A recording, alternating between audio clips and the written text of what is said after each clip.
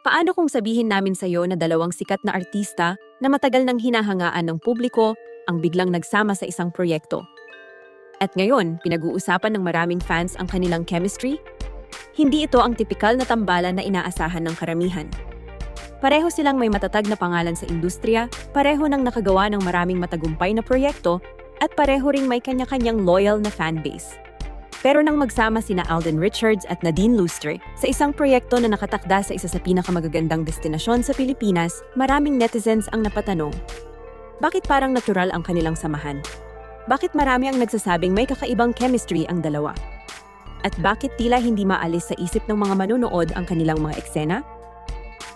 Sa video na ito, titingnan natin kung bakit naging usap-usapan ang tambalang Alden at Nadine, kung paano nagsimula ang kanilang proyekto, at kung bakit maraming fans ang naniniwalang isa ito sa pinaka-interesting na celebrity pairing sa mga nakaraang taon. Pero bago tayo magpatuloy, huwag kalimutan i-like ang video na ito dahil napakalaki bagay na ito sa amin. Maraming salamat po. Sa mundo ng showbiz, maraming tambalan ang nabubuo bawat taon. Ngunit hindi lahat ng tambalan ay nagkakaroon ng parehong epekto sa publiko.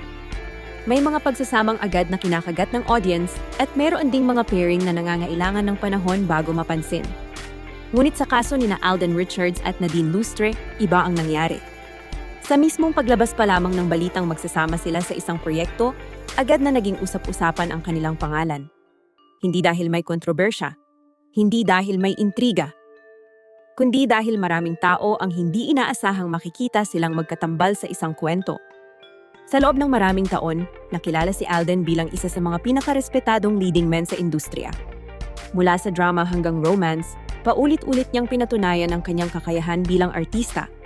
Ang kanyang pagiging professional at dedikasyon sa trabaho ang ilan sa mga dahilan kung bakit nanatili siyang isa sa mga pinakamatatag na personalidad sa showbiz. Samantala, si Nadine Lustre naman ay isa sa mga artistang may sariling identidad.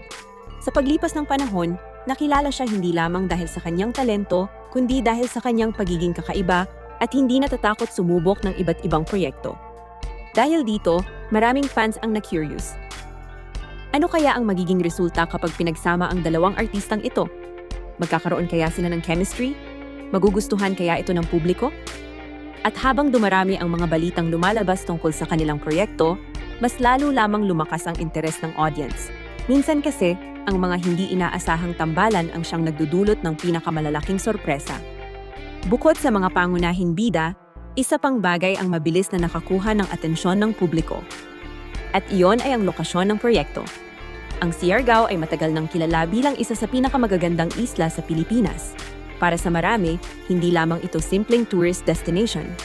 Isa itong lugar na kumakatawan sa katahimikan, kalayaan, at bagong simula. Sa bawat taong nakakarating dito, may kakaibang pakiramdam na iniiwan ang isla. May mga taong pumupunta rito upang magbakasyon. May mga naghahanap ng inspirasyon. At mayroon ding mga naghahanap ng bagong pananaw sa buhay. Dahil dito, naging perpektong backdrop ang Siargao para sa isang kwentong puno ng emosyon at paglalakbay.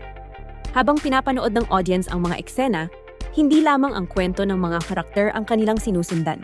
Kasama rin nilang hinahangaan ang napakagandang tanawin ng isla. Ang mahahabang coconut roads, ang malinaw na karagatan, ang tahimik na kapaligiran, at ang kakaibang enerhiyang matagal nang iniuugnay ng mga tao sa Siargao. Para sa maraming manonood, hindi lamang ito simpleng setting. Para itong naging isa pang character sa kwento. At malaking bahagi iyon kung bakit mas naging memorable ang proyekto para sa maraming tao. Ngunit sa kabila ng magagandang tanawin at maayos na production, may isang bagay na talagang naging sentro ng usapan. At iyon ay ang chemistry ni Alden at Nadine. Sa entertainment industry, maraming bagay ang maaring planuhin. Maaring pagandahin ang cinematography. Maaring pagbutihin ang script. Maaaring piliin ang pinakamagagandang lokasyon. Ngunit may isang bagay na mahirap pilitin. At iyon ay ang chemistry. Kapag meron nito, mabilis itong napapansin ng audience. Kapag wala naman, mabilis din itong nakikita ng mga manonood. Para sa maraming fans, natural ang naging dating ng dalawa sa screen. Hindi nila kailangang maging over the top. Hindi nila kailangang laging magkaroon ng malalaking eksena. Minsan, sapat na ang simpleng tinginan.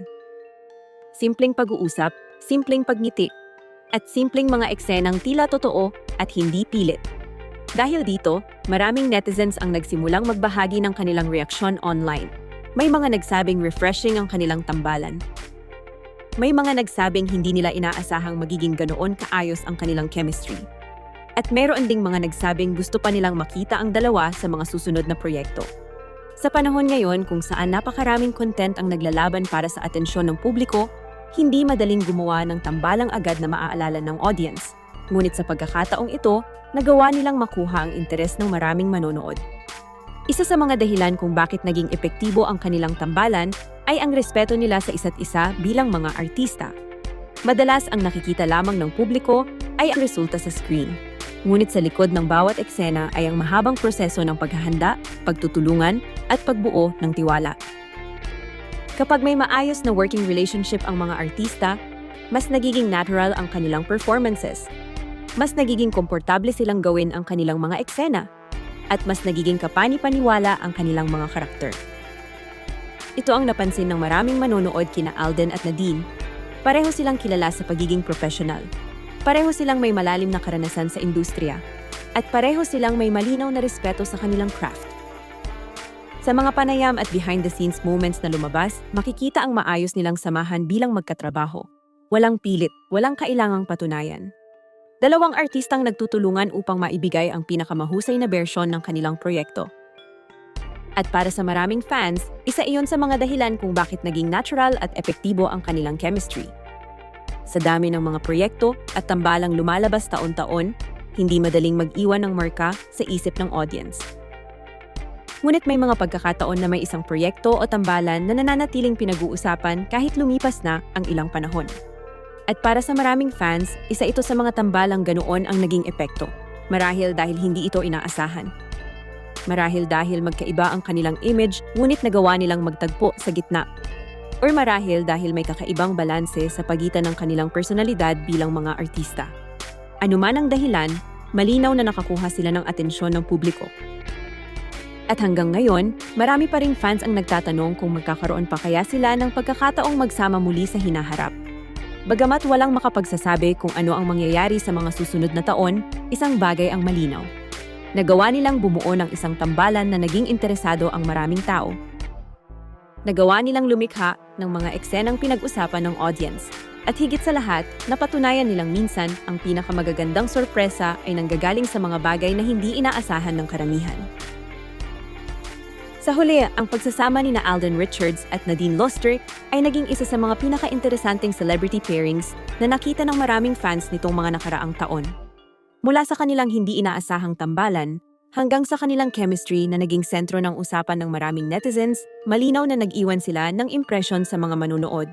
Ngunit ikaw, ano ang masasabi mo sa tambalang Alden at Nadine?